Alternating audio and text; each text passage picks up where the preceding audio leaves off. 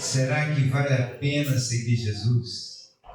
É uma pergunta, que às vezes as pessoas ficam pensando sobre isso e não vem me dizer que isso não é uma pergunta que não tenha sentido, porque se não fosse assim, muitas pessoas diriam, claro que vale a pena seguir Jesus, Claro que vale a pena estar com Deus, claro que vale a pena a gente ter uma vida preparada para poder entrar na glória, participar das riquezas do paraíso. Contudo, a gente observa que muitas pessoas abortam esse caminho no meio da jornada, voltam para trás. E aí, será que calcularam mal? Então vamos nessa hora, vamos orar, vamos buscar a bênção de Deus para as coisas que Deus tem separado para a gente aqui nesse dia. E eu creio que o Espírito Santo vai falar no nosso coração. Senhor, nosso Deus, nosso Pai, nós louvamos o Teu nome pelo privilégio que nos concede de estudar a Tua Palavra, fazer reflexões sobre coisas tão importantes para a nossa vida, tão sérias, pois assim a Tua Palavra nos garante que é nesse tempo a oportunidade que o Senhor nos oferece para poder caminhar contigo, para poder viver eternamente junto à companhia do Senhor e desfrutar daquelas riquezas que só o Senhor tem preparado para nós. Muito obrigado, Deus, pelo privilégio de poder estudar, meditar sobre estas coisas. Fala o nosso coração nesta hora, que o Senhor venha abençoar cada vida que está aqui participando, que o Senhor venha também abençoar aqueles que estarão ouvindo no momento oportuno esta palavra aqui gravada através do canal do YouTube, que o Senhor venha abençoar cada vida, Pai, e nós sejamos assim encorajados a perseverar, a prosseguir para aquilo que o Senhor tem separado para nós. Nós oramos, agradecidos em nome de Jesus. Amém. Louvado seja Deus. Aqui inicialmente eu quero ler com você esse texto de Lucas, no capítulo 14, no verso 25 a 33, e vamos compreender primeiramente a importância dessa pergunta. Vale a pena?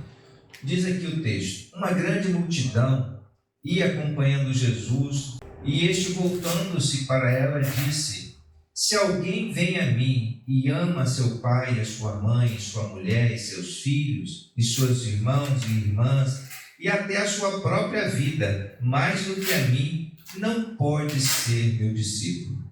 E aquele que não carrega a sua cruz e não me segue, não pode ser meu discípulo. Qual de vocês, se quiser construir uma torre, primeiro não se assenta e calcula o preço para ver se tem dinheiro suficiente para completá-la?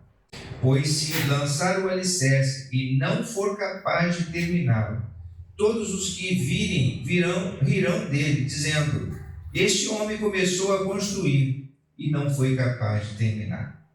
Ou qual é o rei que, pretendendo sair à guerra contra outro rei, primeiro não se assenta e pensa se com 10.000 homens é capaz de enfrentar aquele que vem contra ele com 20.000? Se não for capaz, enviará uma delegação enquanto o outro ainda está longe e pedirá um acordo de paz. Da mesma forma, qualquer de vocês que não renunciar a tudo que possui não pode ser meu discípulo. Eu acredito que o texto aqui deixa para nós de maneira muito clara que é importante a gente pensar sobre isso. É importante a gente fazer os cálculos. A gente não começa a fazer uma obra se a gente não para calcular se vai ser possível a gente ir até o fim. E por que será que as pessoas, no que diz respeito a seguir Jesus, não param para fazer as contas? Ou será que elas param para fazer as contas, mas não analisam suficientemente para poder firmar a sua posição ao ponto de chegar ao final, poder concluir? Nessa oportunidade que Jesus estava falando sobre isso, esse discurso de Jesus sobre fazer as contas antes de segui-lo, ele o fez justamente naquele contexto quando ele estava falando da parábola da grande ceia, das bodas, quando ele falou sobre um homem que convidou muitas pessoas para participar de um banquete. E aquele homem, depois de ter convidado, seus amigos começaram a dar desculpas. Não posso por causa disso, eu não posso por causa daquilo. E muitos estavam dizendo que não podia, dando desculpas apenas, dando mais importância às suas coisas pessoais do que aquele convite que era para participar do banquete. Pois bem, o que aconteceu?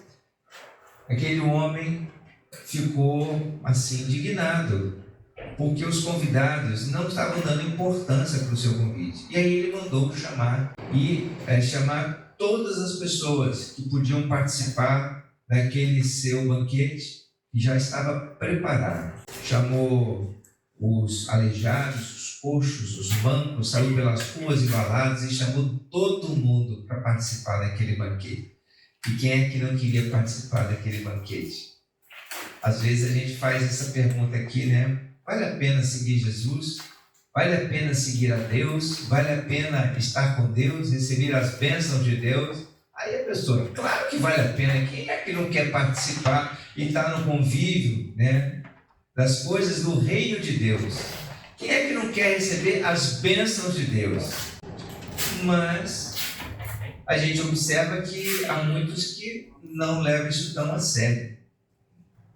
E por, às vezes, querer somente as bênçãos, não medir as coisas que vêm também, que são decorrentes dessa bênção, o preço, né, calcular direitinho, elas acabam abortando no meio do caminho essa sua jornada, essa sua caminhada.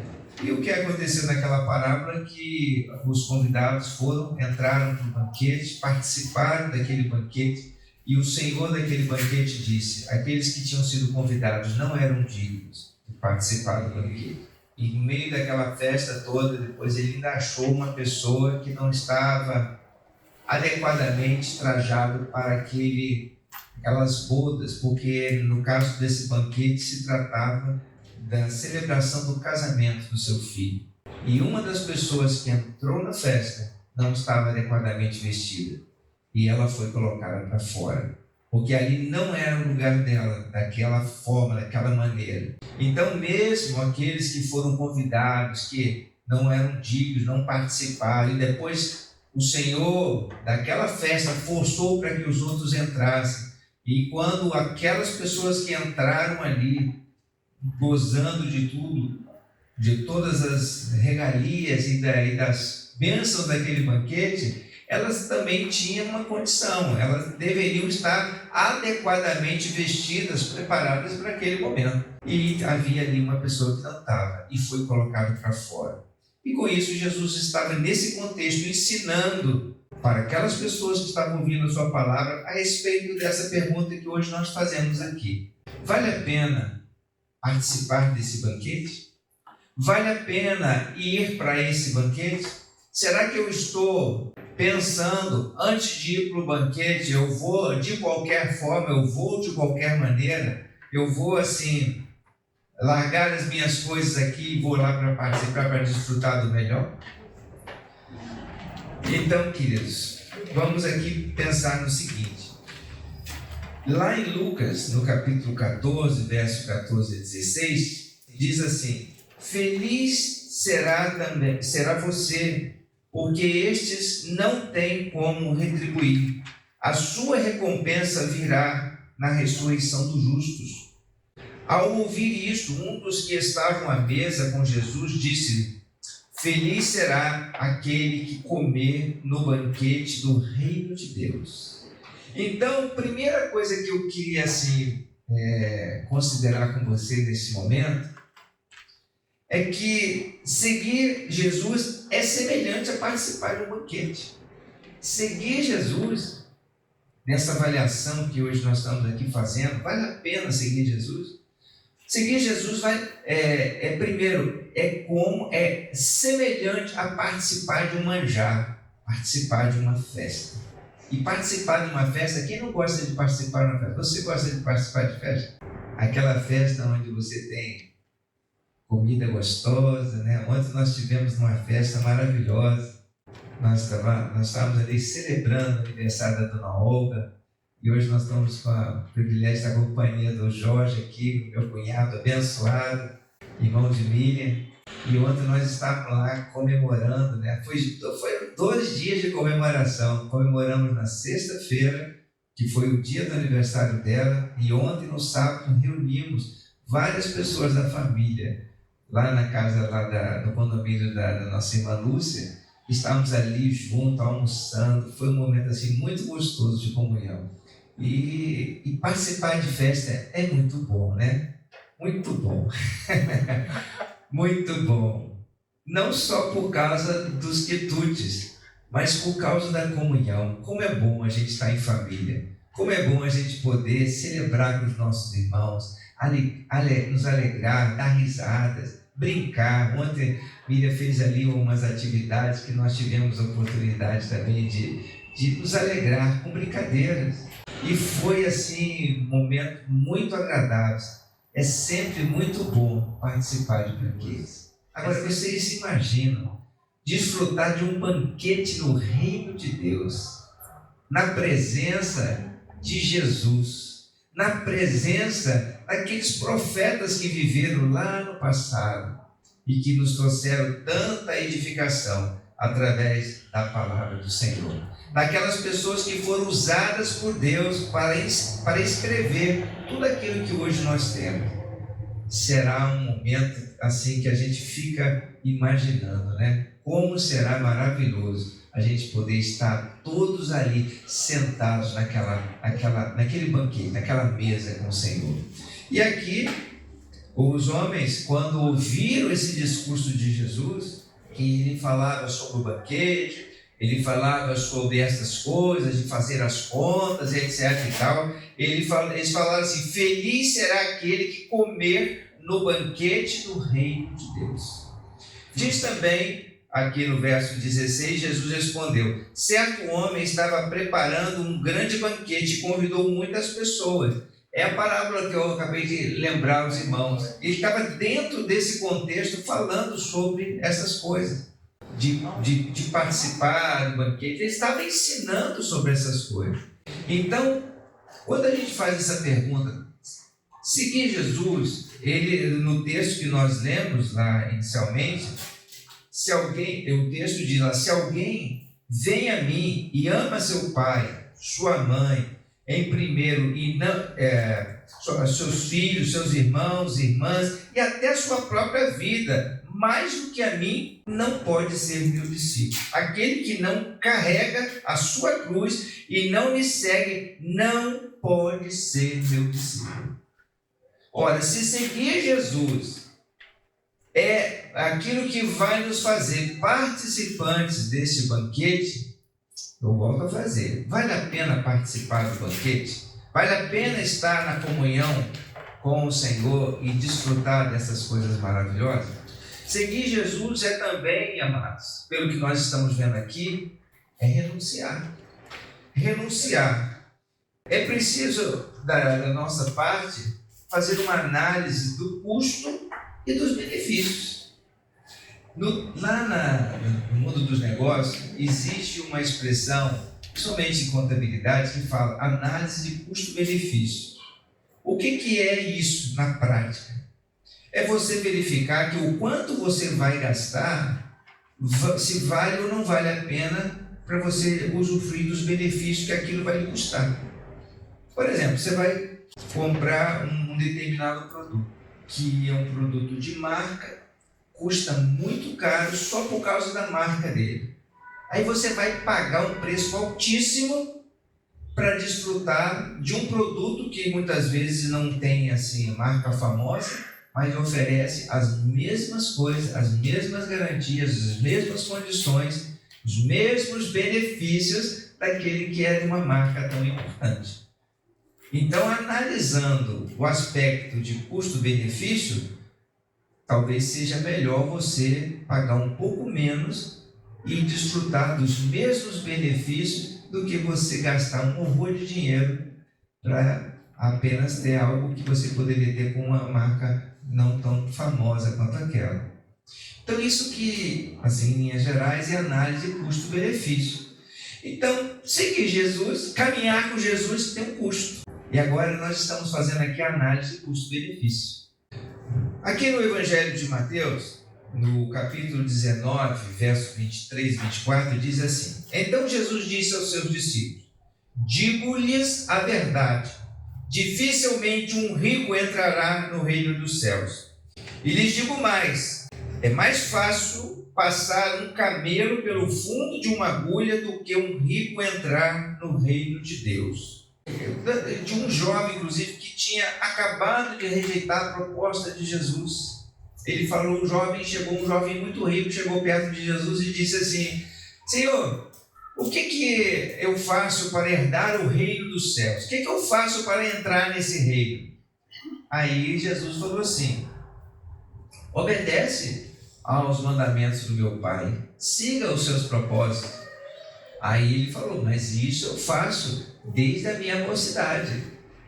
Quando Jesus perguntou sobre o principal mandamento, né? Ama a Deus acima de todas as coisas, etc. Estava falando sobre os mandamentos, mas isso eu observo desde a minha mocidade, desde pequeno. Aí Jesus, percebendo o coração dele, sabendo que estava lá no interior, falou assim: então faz o seguinte, pega todos os seus bens e distribui para os pobres, vem e segue. Aí aquele jovem refletiu, pensou direitinho, fez as contas, analisou o custo-benefício, voltou-se, virou as costas para Jesus e seguiu o seu próprio caminho. E qual o resultado dessa história? Ele deu valor às suas coisas, bens materiais, e talvez ele não realmente tivesse expressando a verdade quando ele falou assim: eu observo os mandamentos desde a minha mocidade. Pois é, o primeiro deles é: ama a Deus acima de todas as coisas e ao seu semelhante como você mesmo. Primeiro, ele não amou Deus acima de todas as coisas e muito menos o seu semelhante, porque a proposta era para que ele pegasse da sua riqueza e distribuísse para os pobres. Então, na verdade, ele não observava os mandamentos do Senhor, pelo menos aqueles principais. Tem pessoas que gostam de atender algumas coisas que Deus nos pede, mas não vai lá na questão principal, no âmago da questão, aquilo que realmente alegra o coração de Deus. E ele voltou e se foi para trás. Aí veja só a indagação de Pedro, né? Como Pedro começou a dizer: nós deixamos tudo para seguir-te.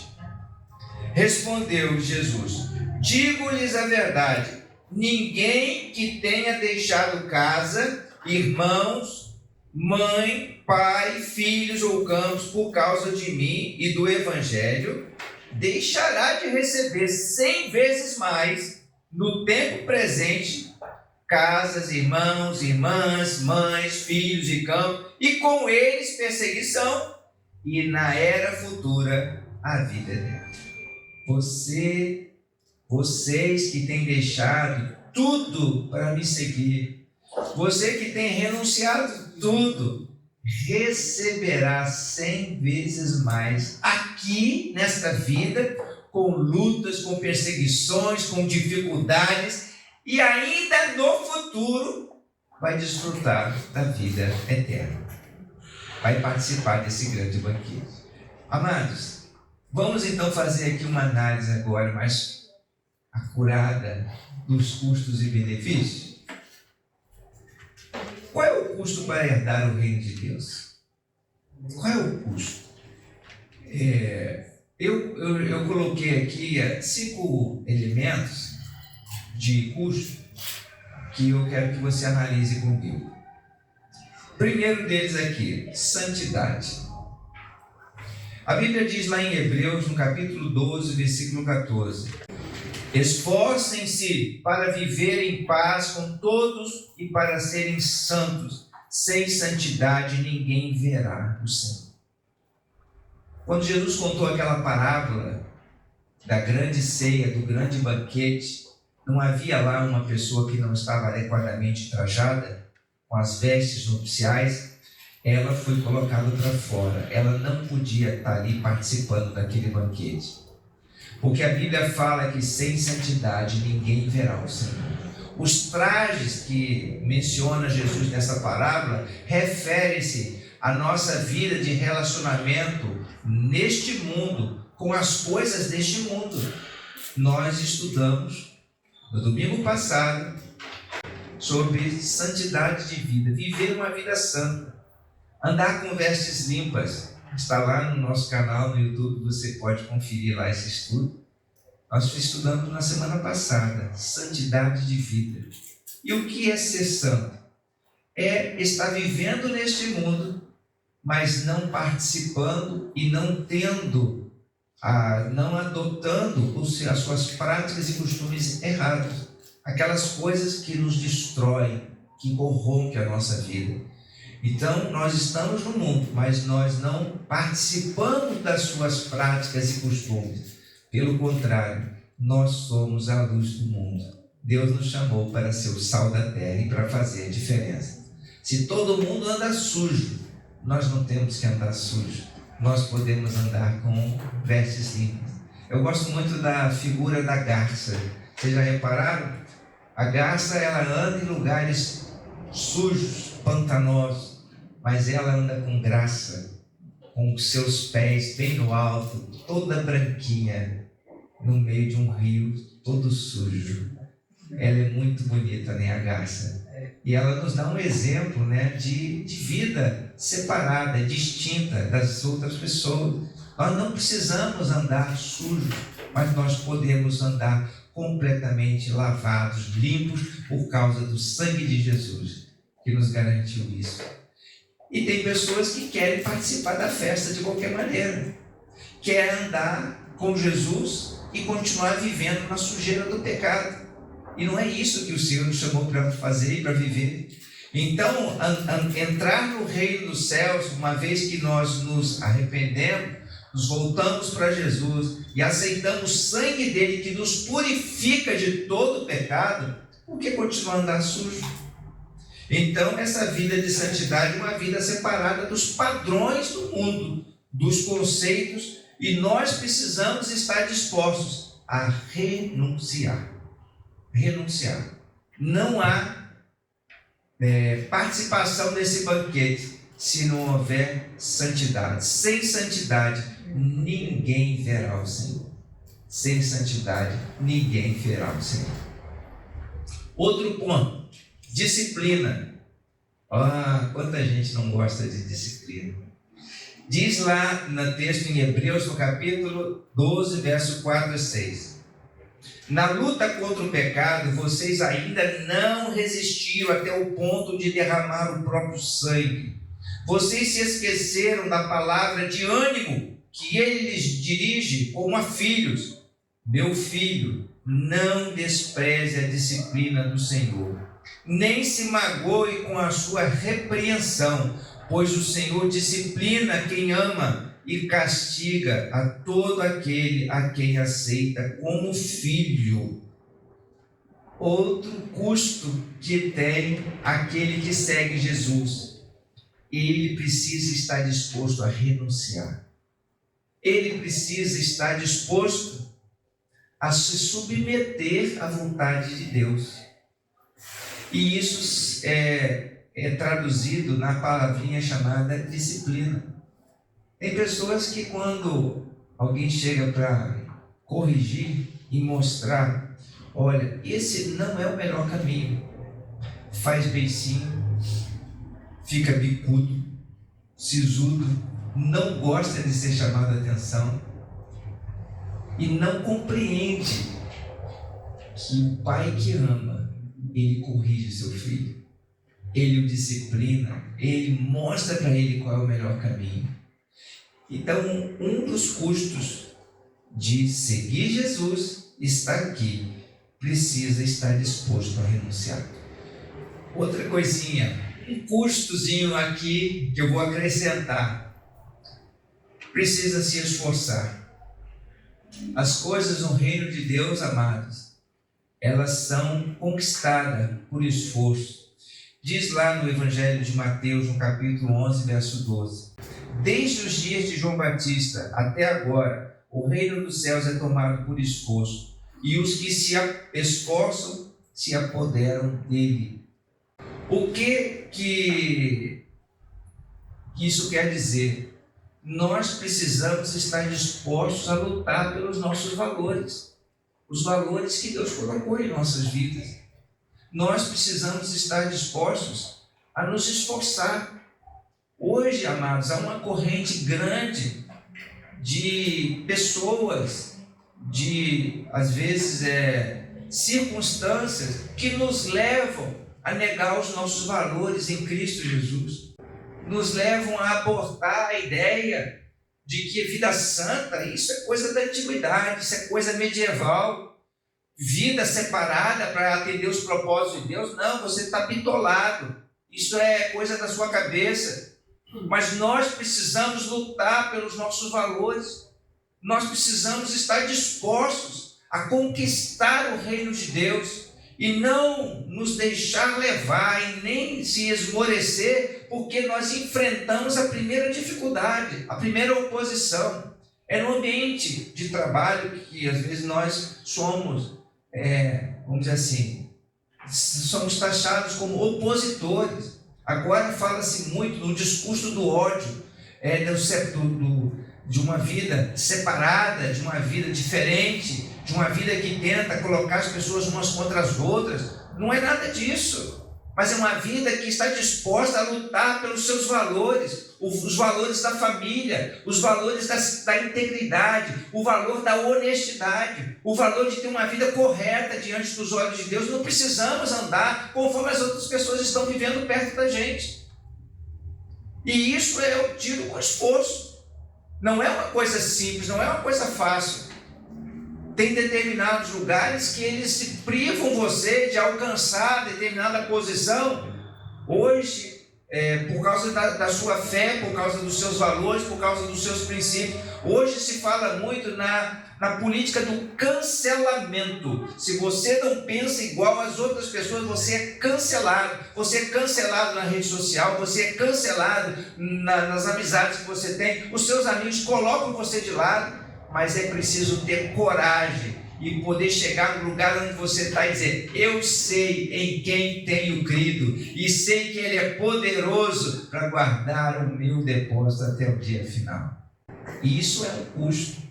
Pessoas, quando não estão dispostas a pagar esse preço, e na primeira provazinha, no primeiro confronto, não é bem assim, não era isso que eu queria dizer, e começa a viver de uma outra forma. Hoje nós vamos estar daqui a pouquinho ouvindo o testemunho de uma missionária que tem a sua experiência no campo da igreja perseguida. Quantas igrejas hoje são perseguidas no mundo por causa dos seus valores? Quantas pessoas são privadas até do convívio da sua família, porque elas creem em Jesus Cristo como seu único e suficiente Salvador? Pessoas em alguns lugares são mortas por causa da sua confissão de fé. Hoje, no nosso país, nós temos na nossa Constituição o direito de nos expressar, o direito de proclamar aquilo que nós acreditamos. E segundo a nossa Constituição, nós não podemos fazer acepção de pessoas, não podemos ser restritos por causa daquilo que cremos, mas hoje se prega uma coisa completamente diferente. Nós temos que tomar cuidado com as coisas que nós falamos. Mas nós estamos dispostos a pagar esse preço? Hoje nós temos várias pessoas presas por causa de uma condição, por causa de uma situação que não foi dado o mesmo tratamento para aquelas pessoas que realmente vivem no crime. Não houve um processo legal, mas essas pessoas hoje estão pagando um preço muito alto por causa de algumas coisas pelas quais hoje elas não respondem de maneira em conformidade com a lei. Por isso nós precisamos estar atentos aos tempos que nós estamos vivendo. Cada vez mais a situação vai apertando. E se colocarem você na parede e disserem, ou você nega Jesus ou morre, como já existe em vários países, como é que você vai se posicionar? Como é que você vai se colocar dentro? Não, por isso não, eu quero aqui dizer que eu não penso exatamente, você entendeu mal o que eu quis dizer. Pois bem, desde os dias de João Batista, o reino dos céus é tomado por esforço, coragem. Lá também em Mateus, no capítulo 24, eu vou falar um outro custozinho que temos ao seguir Jesus. É o custo da perseverança. Mateus 24, 12 a 13 fala assim: devido ao aumento da maldade, o amor de muitos esfriará, mas aquele que perseverar até o fim será salvo. Está falando aqui sobre a disposição de sofrer pela fé. Ou você crer. Eu estou aqui falando ou relatando algumas coisas que já estão acontecendo nesse tempo, no meio onde nós estamos vivendo, no país onde nós estamos inseridos, e quantos, na verdade, estamos dispostos a continuar crendo, a continuar esperando, como disse o salmista: esperei confiadamente pelo Senhor, e Ele se inclinou para mim, e ouviu meu clamor, tirou-me de um charco de lodo, e me colocou sobre um lugar firme e seguro. E aí nós temos que estar pensando, sobre o quanto nós estamos dispostos a perseverar. Jesus falou que no mundo nós teríamos aflições, não disse? Então passamos por tribulações. Isso é inegável, é um fato. Passamos por dificuldades. O choro, no entanto, pode durar uma noite, mas a alegria vem pela manhã. A alegria vem pela manhã. O socorro do Senhor chegará. O segredo, que conforme diz a palavra, é esperar confiadamente, com confiança. E é a razão por que muitas pessoas abortam a sua trajetória de acompanhar Jesus, porque elas não estão dispostas a perseverar. E hoje nós estamos fazendo uma análise aqui. Jesus falou para Pedro, quando ele fez aquela pergunta: e nós, o que vamos receber? Jesus respondeu: 100 vezes mais, mas com perseguições, com lutas, com dificuldades, e ainda depois a vida eterna. E nós estamos fazendo aqui uma análise do custo, É importante perseverar. Perseverar quando todos perto de você dizem: não, eu não quero continuar. Não, mas eu vou persistir. Eu vou permanecer. Permanece no Senhor e você verá a bênção dele sobre a sua vida. E mais um custozinho aqui para nós analisar é o valor, valorizar a graça de Deus. Valorizar a salvação que temos por causa do preço que foi pago, que foi o próprio sangue de Jesus.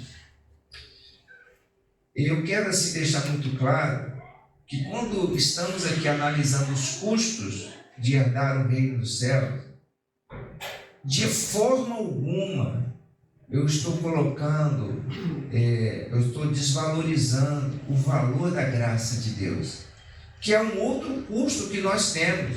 Não desvalorizar o que Deus fez por nós. Porque a gente fala assim: não, mas pastor, nós somos salvos, não é pelo meu esforço de andar no caminho do Senhor, não é pelo meu esforço de eu, na hora das ameaças, na hora da perseguição, eu disser sim para Jesus, não é pelas minhas formas de, quando eu estou sendo disciplinado, eu ficar aborrecido, magoado, porque não é por causa de nada disso. A salvação é pela graça. Jesus já morreu por mim, já pagou o preço do meu pecado, e eu já sou liberto pelo sangue de Jesus, e fui justificado por ele, e por isso eu tenho direito de entrar no reino dos céus. Pois bem, você tem direito de entrar no reino dos céus por causa do que Jesus realizou por nós. Do contrário, jamais qualquer pessoa entraria no reino dos céus, porque a salvação é pela graça de Jesus. Contudo, o fato de Jesus ter pago esse preço, as nossas atitudes demonstram o quanto eu creio nele e o quanto eu não creio nele. O quanto eu recebi esse sacrifício, o quanto foi sincera a minha decisão de me arrepender, de eu entregar o meu coração para ele, ou não. Então veja o que diz lá em Romanos, no capítulo 6, no verso 1 a 2. Que diremos então? Continuaremos pecando para que a graça aumente? De maneira nenhuma. Nós, o que morremos para o pecado, como podemos continuar vivendo nele? Há muitas pessoas que não valorizam a graça de Deus. E sabe o que fazem? Aproveitam da liberdade com que Cristo nos deu, a liberdade que Ele nos dá, para dar ocasião à carne.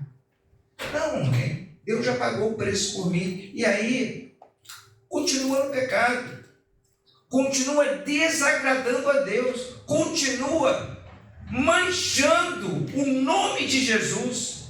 As autoridades religiosas da época de Jesus envergonhavam o nome do Senhor. E Jesus disse para eles: por vossa causa, o nome do meu Pai é blasfemado no meio dos outros, no meio dos povos, no meio dos gentios. Por causa de vocês. Jesus falando a respeito das autoridades religiosas da época, porque lhes faltava compromisso com a verdade. Então, como nós poderemos permanecer no pecado, se Jesus veio justamente para nos libertar do pecado, nos livrar do pecado? Alguém que vive no pecado, continua pecando, mesmo depois de ter tomado a decisão de se arrepender diante de Jesus, na verdade, não passou pelo arrependimento. Como nós estudamos aqui, também esse estudo que fizemos, uma série de 3 lições a respeito do arrependimento, está gravado aqui no nosso canal no YouTube, você pode conferir lá. Arrepender-se é tomar uma atitude, é fazer mudança. Se não há mudança, não há arrependimento. Arrependimento não é sentimento. Então, é preciso nós avaliarmos esse custo, o custo de não desvalorizar a graça de Deus. Estávamos mortos nos nossos pecados e delitos, mas Ele nos deu vida em Cristo Jesus, mesmo sem termos feito coisa alguma por isso, mesmo sem ser merecedores desse sacrifício. Então isso, amados, nós não podemos desvalorizar. Então o custo, nesse sentido aqui, é continuar perseverando, nos esforçando, nos submetendo à obediência, à disciplina do Senhor, estar também com a disposição de viver separado das coisas impuras, porque nossa vida é diferente. Se estamos em Cristo, nova criatura nós somos. As coisas velhas ficaram para trás, e eis que tudo se fez novo. Não dá de forma alguma para querer participar do banquete e continuar vivendo no lamaçal, continuar vivendo na sujeira, continuar vivendo na imundícia. Não dá. Agora eu quero falar um pouco dos benefícios, né? A gente só está falando dos custos aqui, mas eu quero falar também um pouco fazendo essa análise de custo-benefício, vamos falar um pouquinho dos benefícios de herdar o reino dos céus, de participar, né? O que a gente tem por herança? Primeira coisa, irmãos, que assim é tremendo, está lá em Romanos, no capítulo 6, verso 23, é a vida eterna em Cristo Jesus. Isso é o nosso maior legado, poder ter vida eterna com Ele, por toda a eternidade. Vida eterna é por toda a vida. Está escrito: pois o salário do pecado é a morte, mas o dom gratuito de Deus é a vida eterna em Cristo Jesus, nosso Senhor. Outro benefício Jesus nos fala lá, ele alivia a nossa carga e nós não temos mais que andar com um jugo pesado na nossa vida. Isso está em Mateus, no capítulo 11, verso 28. Que convite maravilhoso ele nos fez. Venham a mim todos os que estão cansados e sobrecarregados, e eu lhes aliviarei, darei descanso. Tomem sobre vocês o meu jugo e aprendam de mim, pois sou manso e humilde de coração. E vocês encontrarão descanso para suas almas, pois o meu jugo é suave e o meu fardo é leve. Se você está sentindo a coisa pesada, se você está sentindo que você está sobrecarregado, você está aflito, oprimido, se sentindo amuado, destruído, eu convido você a depositar o seu fardo aos pés do Senhor. E Ele vai trazer alívio para você. Ele vai trazer refrigério para a sua alma. Esse também é um grande benefício que nós recebemos no tempo enquanto nós andamos sobre essa terra. Pois Ele falou que nós teríamos aflições, teríamos dificuldade. Se eu perguntasse aqui, quem é que não passa por dificuldades e problemas? Não temos. Não há um sequer. Todos nós passamos pelas lutas, pelas dificuldades, pelos problemas e precisamos da graça dele. O fardo muitas vezes é pesado demais e nós precisamos receber o que ele trouxe para nós, porque ele nos ajuda nas nossas limitações, nas nossas fraquezas. Ele alivia essa carga que nós passamos aqui no nosso dia a dia. Outra coisa, herdar uma vida abundante. Andar com Jesus nos dá vida abundante. Lá em João 10:10 fala assim: o ladrão vem apenas para furtar, matar e destruir. Eu vim para que tenham vida e a tenham plenamente. Aqui, essa versão das Escrituras, na Nova Versão Internacional, fala sobre ter uma vida plena. É uma vida completa. É uma vida que não nos falta coisa alguma. Aquele que crê nele de nada terá falta. Isso inspirou os salmistas a escrever: o Senhor é o meu pastor, nada me faltará. Quem é como o Senhor? Quem é como Deus que provê e supre as nossas necessidades? Ele é o Deus provedor. Davi escreveu: eu fui jovem, agora sou velho, mas eu nunca vi o justo a mendigar o pão, nem a sua descendência a passar necessidade. É evidente que no meio dessas lutas todas que passamos, que as Escrituras falam aqui que a gente teria dificuldades e lutas, passamos também pelos momentos de escassez. Paulo deixou isso muito claro. Eu aprendi a viver na fartura e também com a escassez. Mas eu posso todas as coisas naquele que me fortalece. Mesmo nos momentos assim complicados e difíceis que Paulo passou, ele teve a provisão do Senhor em tudo. Deus não deixou em nada faltar coisa alguma. Ele sofreu um bocado, passou por muitas tribulações, passou por naufrágios, passou por perseguições, ameaças, mas o Senhor deu a ele graça e ele deixou para nós um testemunho riquíssimo. Nós temos hoje grande parte do Novo Testamento escrito em cartas que Paulo deixou para a gente. Então ele foi um grande instrumento nas mãos do Senhor. Então aqui, quando Jesus fala de uma vida, não é uma vida qualquer, não é o fato apenas de termos o fôlego para respirar, mas é uma vida com plenitude, uma vida rica. Isso que quer dizer uma vida abundante. É uma vida que você tem de tudo. Deus supre todas as coisas para a nossa vida. Outro benefício que é caminhar com Jesus, seguir a Ele, a libertação de verdade.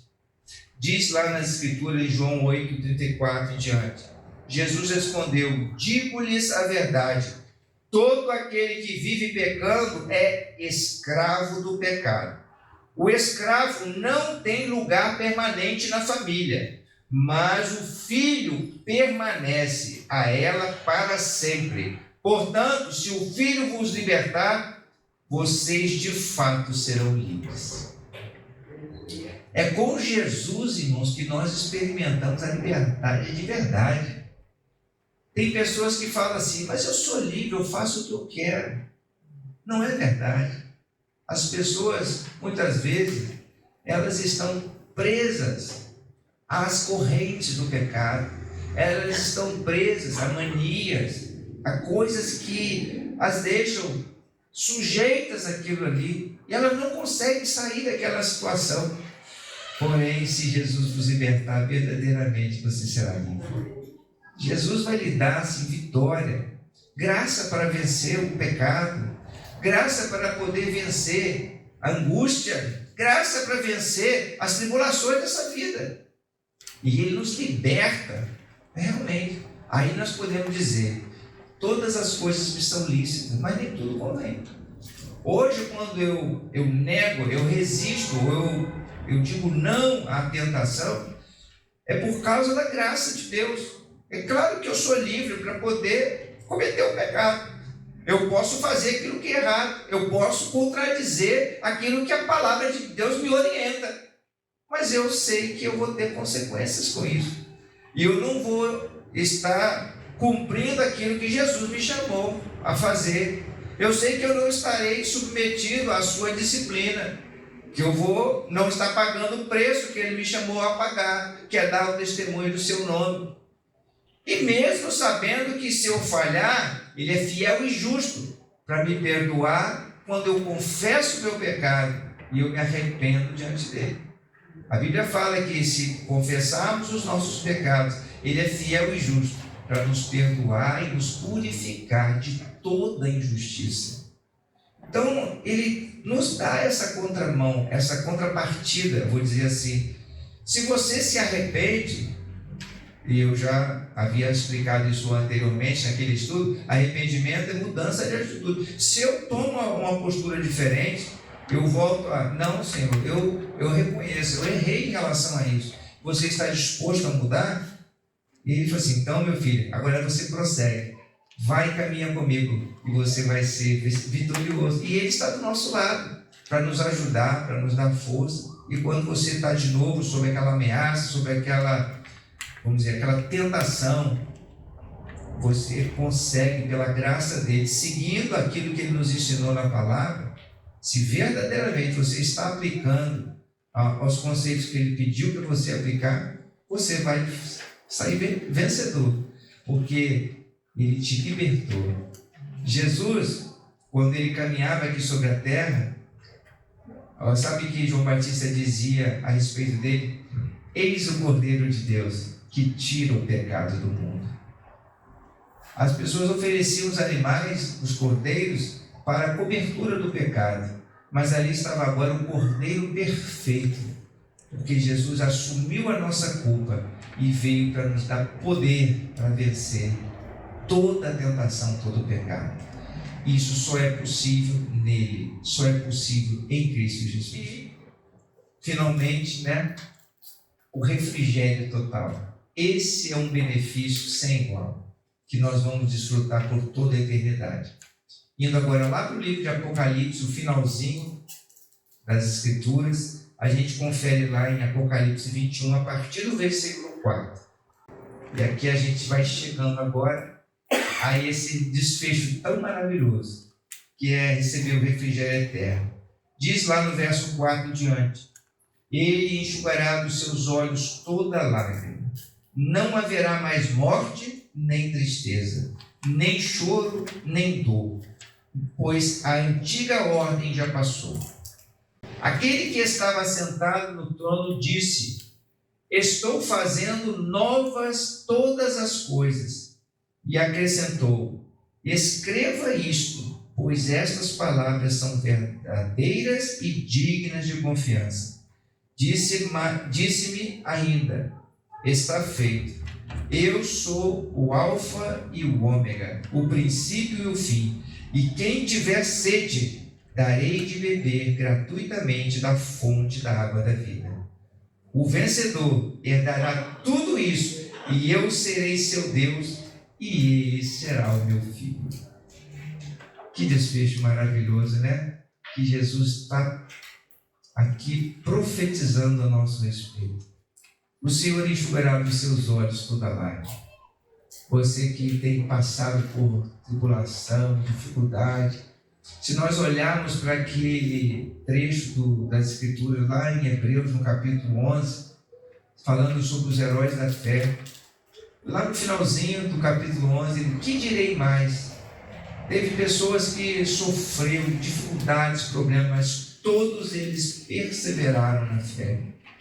E mesmo tendo perseverado, eles não contemplaram ainda nos seus dias aquilo que hoje nós contemplamos. Eles ainda não tinham contemplado a promessa do nascimento de Jesus. Jefté, Gideão e todos aqueles heróis da fé que está relatado lá. Mas muitos deles passaram por decapitação, por morte de seus familiares, com dificuldades assim que o escritor diz assim: nós nem somos dignos de alcançar todas essas coisas que eles estavam lá relatados, mas todos eles foram firmes até o final. E eu lhes garanto, cada um deles, como assim também nós, receberemos do Senhor o seu galardão. Receberemos de Deus, como ele fala aqui, o refrigério eterno, e estaremos para sempre na presença do Senhor. Lá não haverá mais choro, não haverá mais dor, não haverá mais pranto, não haverá mais dificuldade, não haverá mais embaraço, não haverá mais perseguição, porque todos estarão na presença do Senhor, desfrutando eternamente das suas maravilhas. Então eu termino aqui nesta manhã fazendo essa pergunta: vale a pena seguir Jesus? Vale a pena caminhar com Ele?